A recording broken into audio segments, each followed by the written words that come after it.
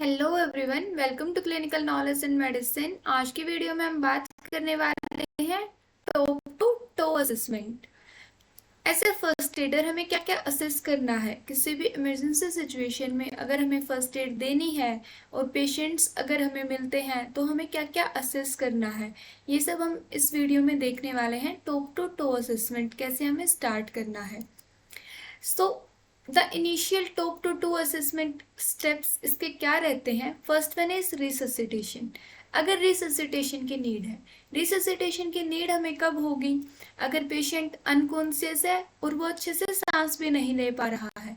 Unconscious and not breathing normally और not breathing, या तो सांस ही नहीं ले पा रहा है या अच्छे से सांस नहीं ले पा रहा है। सो रिससिटेशन के बाद का स्टेप आता है कि अब पेशेंट अगर कॉन्शियस है या नॉर्मल कंडीशन में है तो हमें फर्दर और क्या क्या असेस करना है, जैसे resuscitation, the stopping of bleeding and the treatment of any life threatening issues. तो पहले तो हमें इन सब को देखना है। First one is resuscitation. उसके बाद अगर ब्लीडिंग बहुत ज़्यादा हो रही है तो हमें ब्लीडिंग को स्टॉप करने के लिए प्रेशर अप्लाई करना है। उसके बाद अदर सिचुएशंस आते हैं लाइक फ्रैक्चर एंड अगर और उससे कम की बात करें तो माइनर अब्रेशंस अगर हुई हैं। सो जब असेसमेंट हम करेंगे तो हमें ये ध्यान रखना है कि जब हम असेसमेंट करें तो जो इंजरीज हुई हैं वो ज़्यादा खराब कंडीशन में ना हो जाए। लाइक अगर फ्रैक्चर हुआ है, स्पाइनल कोड इंजरी है, नेक इंजरी है, तो उन सब का हमें ध्यान रखते हुए असेसमेंट करना है एंड अवॉइड करना है फर्दर इंजरीज को। नेक्स्ट बात करते हैं, फर्स्टली हमें कॉन्शियसनेस चेक करनी है। उससे हमें पता चलेगा कि हमें आगे स्टेप्स क्या लेने हैं। पेशेंट कॉन्शियस है या नहीं, वो हमारी आवाज़ पे रिस्पॉन्ड कर पा रहा है या नहीं कर पा रहा है। देन उसकी ब्रीदिंग चेक करनी है। अगर आवाज़ पे पेशेंट रिस्पॉन्ड करेगा तो वो बताएगा भी कि उसे सांस लेने में दिक्कत हो रही है या कहीं पे पेन हो रहा है, क्या हो रहा है। बट अगर अनकॉन्शियस है तो हमें ब्रीदिंग चेक करना है, सांस ले पा रहा है या नहीं ले पा रहा है। उसके बाद हम पल्स चेक करेंगे, पेशेंट की पल्स हमें फील हो रही है या नहीं हो रही है। पल्स चेक करने के लिए हमारे पास अलग अलग साइड होती हैं, जैसे इस पिक्चर में दिखाया गया है तो ये कैरोटिड पल्स चेक हो रही है। हाथ से अगर हम चेक करते हैं तो हमारे पास रेडियल पल्स हम जनरली चेक करते हैं या फिर ब्रेकियल करते हैं। ब्रेकियल जनरली मिलती नहीं है किसी भी अनप्रोफेशनल को, बट हाँ रेडियल मिल सकती है, और नहीं तो कैरोटिड पल्स हम चेक करते हैं। नेक्स्ट, हेड इंजरीज के लिए हम चेक करेंगे कि सिर में कोई चोट लगी है या नहीं है, जो विजिबली हमें दिख पा रही है। उसके बाद आइज़ को चेक करेंगे।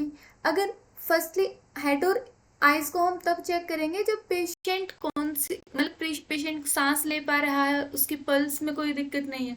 अगर पेशेंट अनकॉन्शियस है और सांस भी नहीं ले रहा है तो हमें क्या करना है? Then our next step is CPR, cardiopulmonary resuscitation. अगर ये सीपीआर देने की हमें ज़रूरत नहीं है तो हम फर्दर इंजरीज के लिए चेक करेंगे, हेड इंजरीज एंड आइज़ के लिए देखेंगे।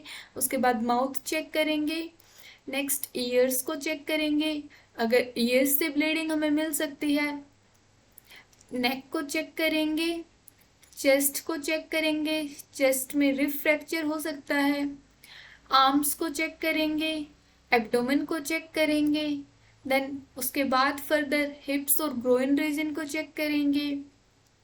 इसके बाद लास्ट हम लेग्स को चेक करेंगे। सो एक प्रॉपर स्टेप टू स्टेप ही हमें जाना है। ऐसा नहीं है कि पहले हम लेग्स चेक करते हैं उसके बाद हम कॉन्शियसनेस चेक कर रहे हैं पेशेंट की, नहीं। The first and foremost step is consciousness. Patient की कॉन्शियसनेस हमें फर्स्टली चेक करनी है, उसके बाद उसकी ब्रीदिंग चेक करनी है, उसके बाद पल्स हमें देखना है। Then further head to toe assessment करना है कि हेड इंजरीज हैं, फेस इंजरीज हैं, ईयर्स से ब्लीडिंग तो नहीं हो रही है, neck injuries, then chest, abdomen, groin region and legs check करेंगे। सो ये कुछ स्टेप्स थे जो इम्पोर्टेंट थे टिप टू टो असेसमेंट के लिए। होप सो वीडियो हेल्पफुल हो गई and as a first aider आपके लिए काम आएगी कि कभी भी ऐसी सिचुएशन होती है तो हमें कैसे डील करना है। For more keep watching medical Guruji, share and subscribe our channel. Thank you.